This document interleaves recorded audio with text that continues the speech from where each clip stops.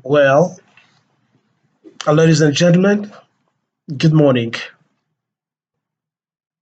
Have decided to come back this morning, Monday, uh, Monday the 8th of April of this year, 2024.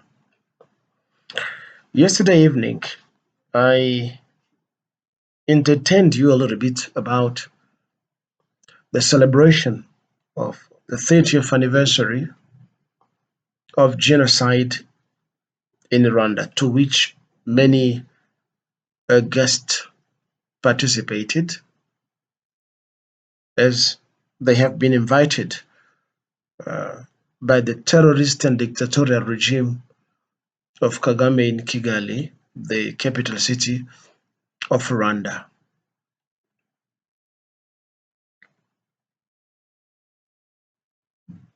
What is genocide?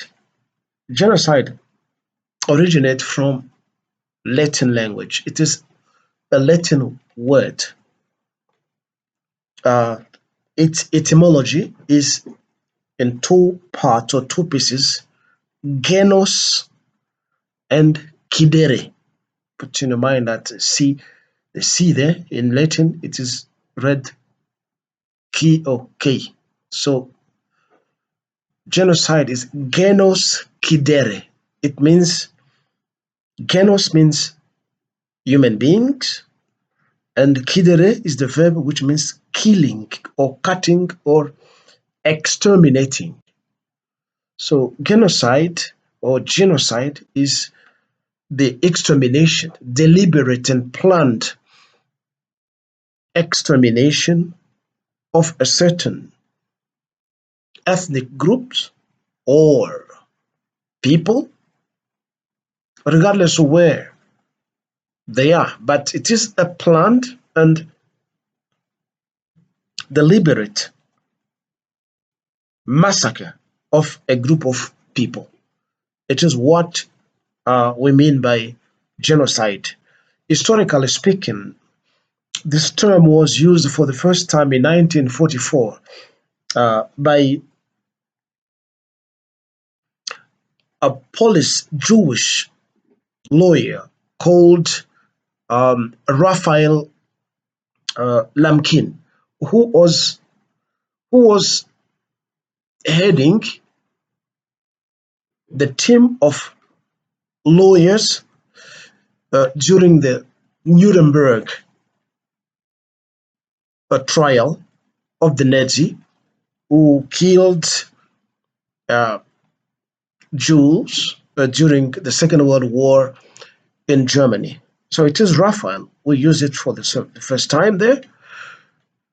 And then later on, it was adopted by the United Nations around 1948.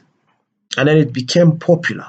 But in the world, there have been a lot of genocide here and there. Has been genocide in Myanmar, in China, in Syria, in Yugoslavia, in Srebrenica, I think, when they eliminated the Muslim. There's been genocide in uh, in Armenia, though that one was recognized almost a century later after it has been committed by the Ottoman Empire. There has been genocide in Namibia by the German colonizer who eliminated the Herero, the Nanas, etc. All that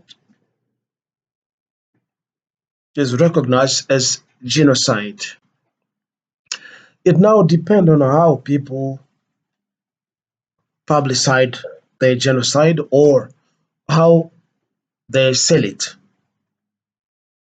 Excuse me the term selling, because other people take genocide as a trade fund from which they generate income. It is the current situation in Rwanda. Rwanda, under the regime of the dictator Paul Kagame, has been selling uh, the genocide in their country. Well, we don't deny that people were not massacred or people didn't die in Rwanda. We don't deny that.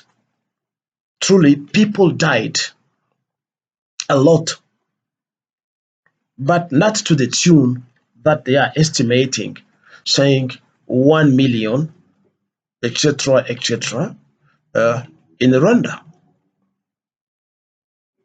Because the bones which are laying in that memorial do not reflect the truth about the death of the people. How do you identify whether the bones belong to the Tutsi, the Hutu,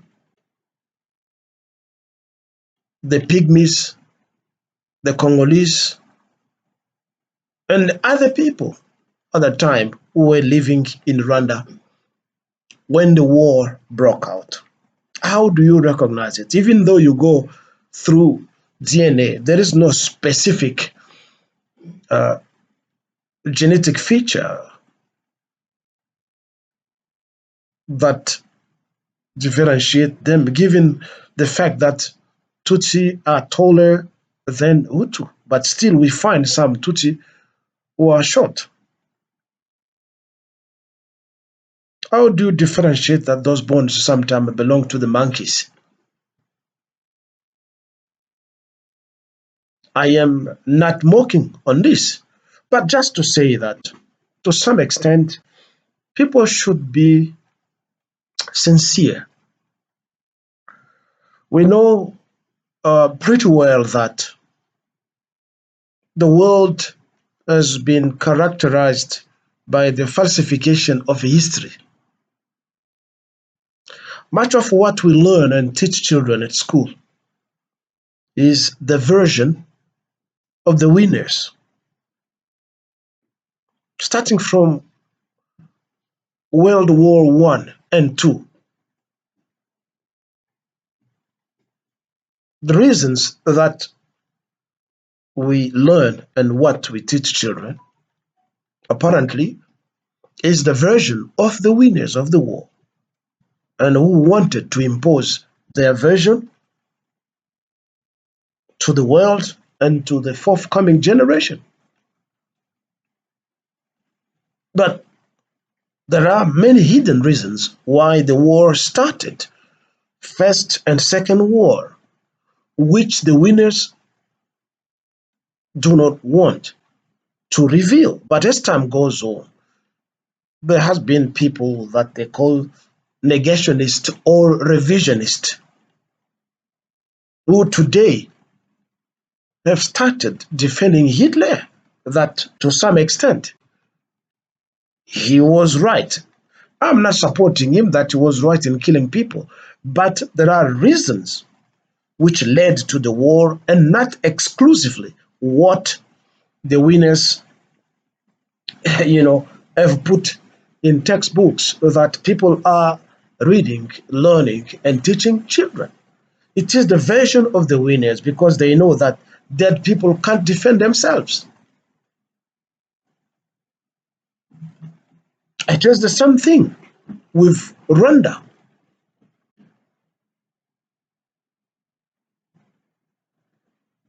Ladies and gentlemen, you should stop being emotional and too much passionate by the narrative which is being narrated by Paul Kagame and his backers, those who are backing him. When you listen and you watch many reporters from Rwanda, the way they talk, one wonders what is this special in Rwanda, which makes that these people talk so passionately like this and do not want to dig deeply and find out what actually occurred during that tragic period. Well, for your information, there has been three, if not four, genocides during that period from Rwanda to Congo. And in a nutshell, let me put it in this way. The first genocide, yes, was triggered by the Rwandan Patriotic Front, the army that Kagame led from Uganda, where he's been living in exile, to come back to his country, to Rwanda. When the Rwandan Patriotic Front attacked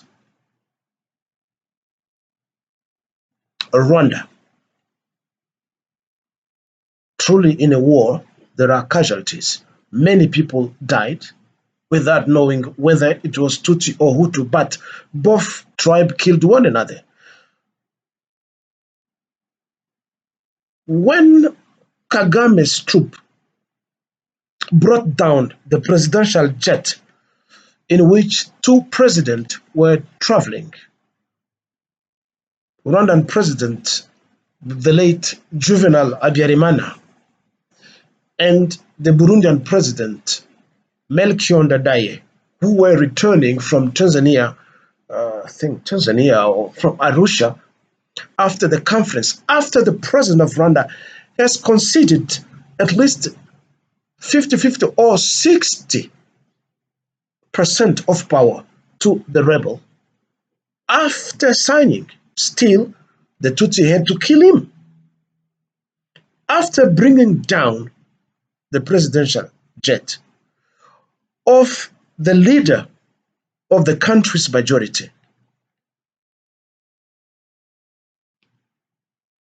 what happened? Happened. The majority had to retaliate.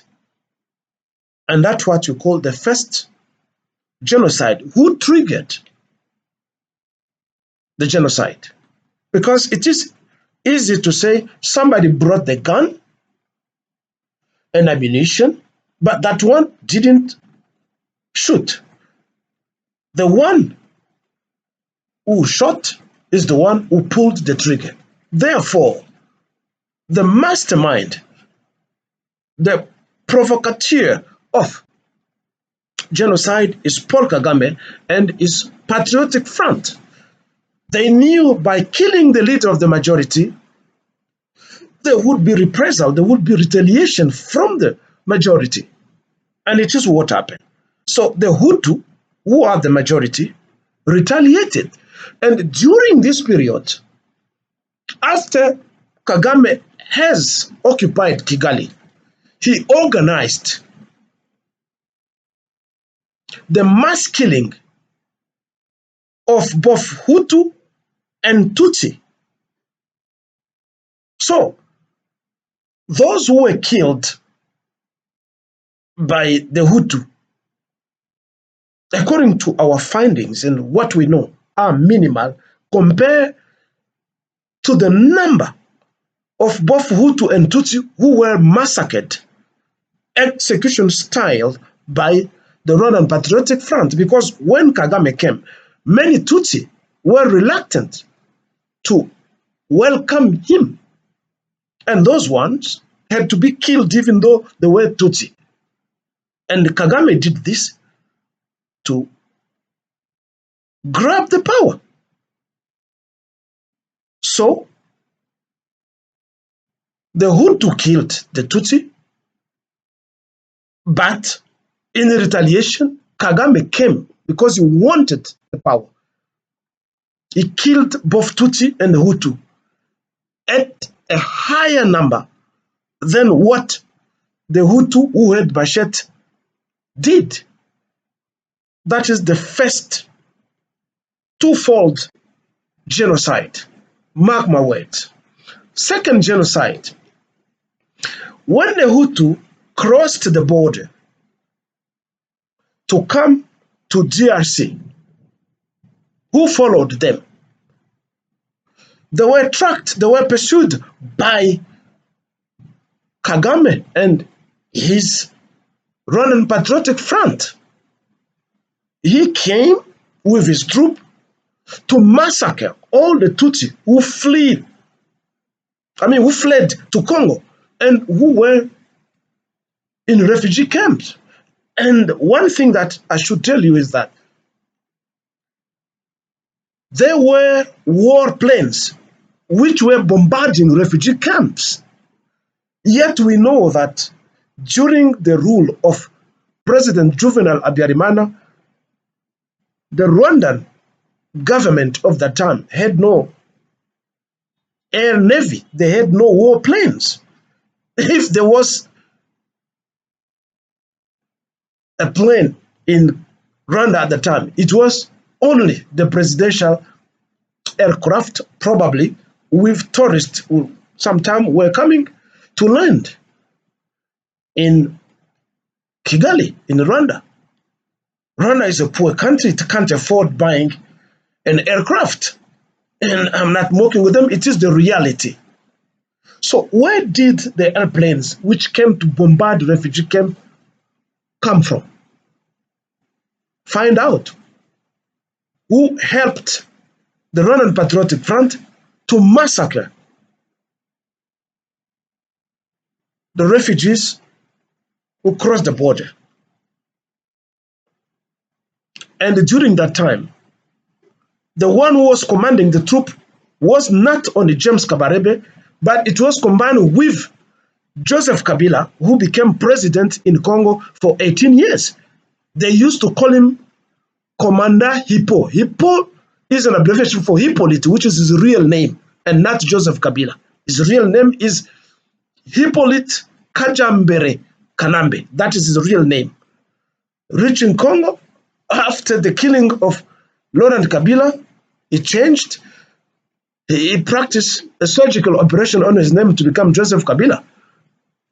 They killed their own compatriots in refugee camps in Congo.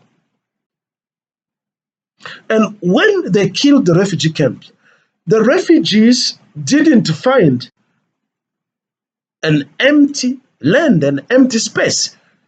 Those spaces were as well occupied by the Congolese, who were the owner of the land.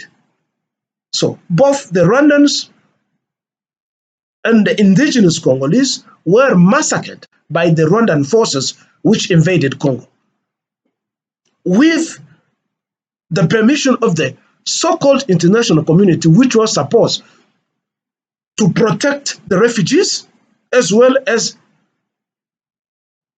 the Congolese who were hospitable to them. That is the second, if not the third,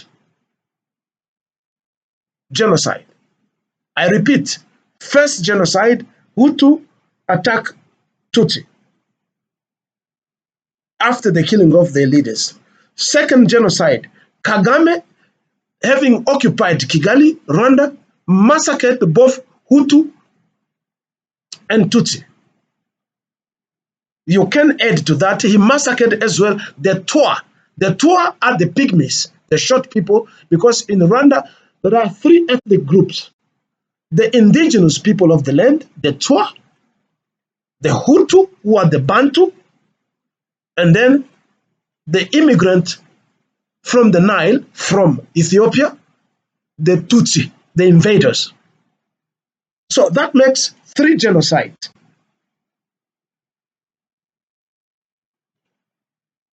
The awful and greatest and so far ignored genocide is what has been happening in Congo for the past 26, 28 years, since Rwanda and Uganda invaded Congo, killing Congolese people. The death toll is estimated to almost 20 million Congolese people who have been killed and are being killed by the Rwandan troops and Ugandan combined. Nobody talks about this because the corrupt, immoral international community and the multinationals want resources from Congo. They don't talk about this. There is a report drafted by an international team of investigators sent by United Nations. It's called the mapping report. It is more than 600 pages, which can be found on the net. It is published, whereby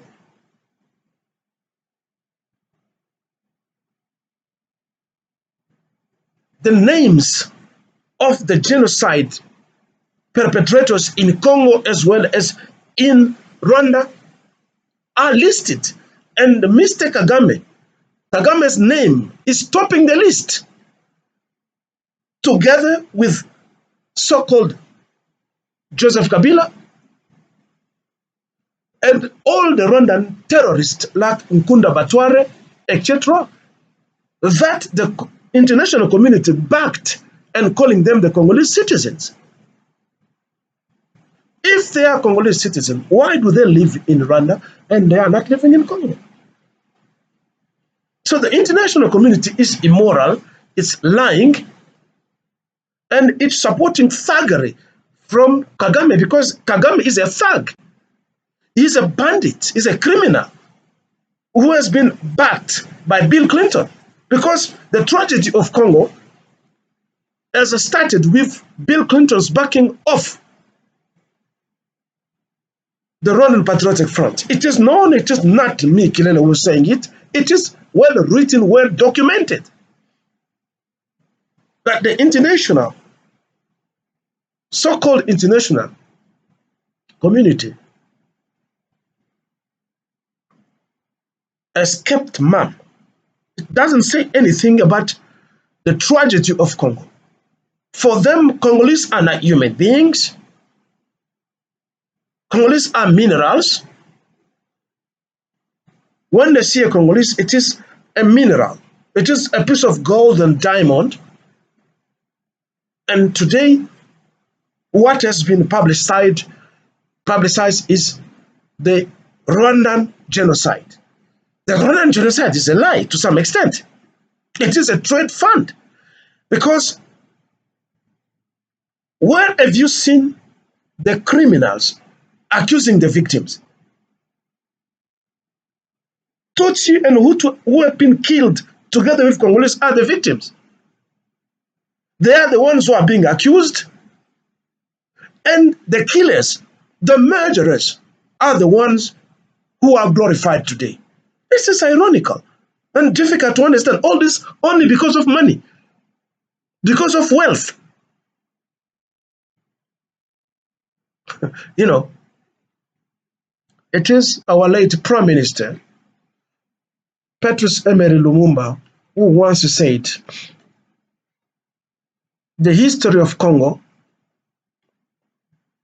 will not be written in Washington, in New York, in Paris, nor in Brussels. That it will be written by the Congolese themselves. And we are writing that history. You go to flatter Kagame. What does Kagame has? What does he have in Kagame? What does he have? If you want to make business with Congo, why don't you directly deal with Congolese government or Congolese people, but you prefer backbiting us by entering through Rwanda, who are thieves? You would have benefited legally more by dealing directly with Congo and Congolese than taking a thug Who has nothing? What is in Rwanda? We're talking about a country with beautiful climate, with it hills. What is it? What does Rwanda has? Tutsi are jealous people. They are envious people. And as I put it yesterday, Africans and the world at large, you must pay attention with the Tutsi. When the Tutsi come to you, they have got strategies. The following strategies: lie, poison, blackmail, and prostituting their daughters all over. You add to that, when I talk about blackmail, it's what we call calumny. It is wrong accusation. They would accuse you, they would blackmail you. That is the strategy they utilize once they enter your country. You must pay attention with these people. They can be in your country. You think you're dealing with honest people, but you're really dealing with the snake as it is described in the Bible. Don't be happy to deal with them because they won't love or like you. What they want is your resources. And the Western world, the Westerniers, have found that these people are the best allies they can utilize to destabilize everywhere in Africa and in the world. Kagame sent troops in Mozambique, sent troops in southern Sudan, sent troops in, in Central Republic, sent troops, sent troops in Benin.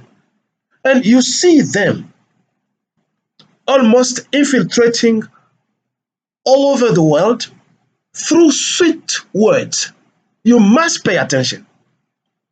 You African government, whatever you are, don't be naive to fall victim to this narrative of genocide. I repeat, we don't deny that there hasn't been mass killing in Rwanda, but it is a lie that those who triggered, who caused genocide, are Kagame and his troop. Once more, I recommend everyone to buy this book, In Praise of Blood. Kagame has never denied all the truth which is narrated here.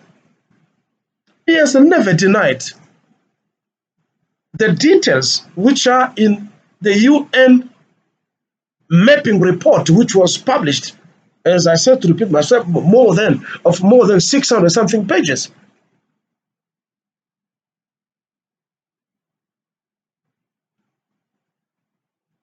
So you find there are spies and lies everywhere, like Azarias Rubero, Moise Nyarugabo, etc., etc. Hippolyte Kajambere Kanambe, Joseph Kabila, touring all the world and talking lies. You feel pity to them. They've been genocide, they've been massacred. So are they the only human beings? What about what is happening in Congo? What they are doing in Congo? How close are we responsible for the genocide in Congo? Why are we why have we been invaded? Yet we are not part of the conflict which occurred in Rwanda. It is two people who fight. Us being hospitable, we opened up our doors to welcome them. Today we are victims of our hospitality. And The whole world keep quiet. Kagame is saying yesterday the world has abandoned them. How has the world abandoned them? Them who have been generating fund for lies of the crime that they have committed in Rwanda. Rwanda is not only surrounded by Congo. You find Kenya that side, Uganda upward, Tanzania down, and Burundi. Why didn't the international community ask other countries to open up their borders and send them there? Rather, they decided to send them to Congo. Just to tell you, in terms of what I'm saying, that the plan was not necessarily to kick Abiyarimana out of his position as a president, but to loot Congo via the backing of the international community, with all the international multinationals, I mean to repeat myself, whose names are mentioned in the mapping report. So do not come with falsification of saying, no, the problem in Congo, it is Mobutu. You know, the time the Rwandans, the Tutsi were in Congo, and that is, can you relate the genocide in Rwanda with the current situation in Congo? There is no link. All in all, it is a lie. Now you find analysts coming with analysis, false analysis, because they need money. No, Mobutu at that time denied them, yet they are citizens, historically speaking. And I stress it here that we are 450 tribes in Congo. From time immemorial, there hasn't been any tribe called Tutsi in Congo, nor Hutu in Congo. It is not there.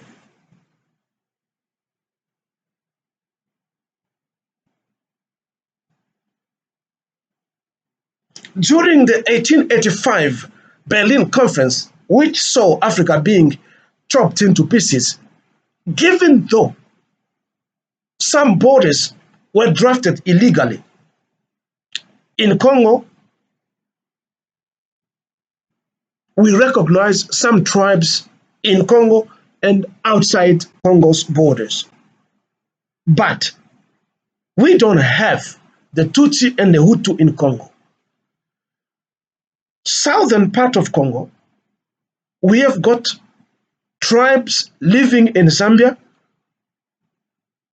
related to tribes living in Congo.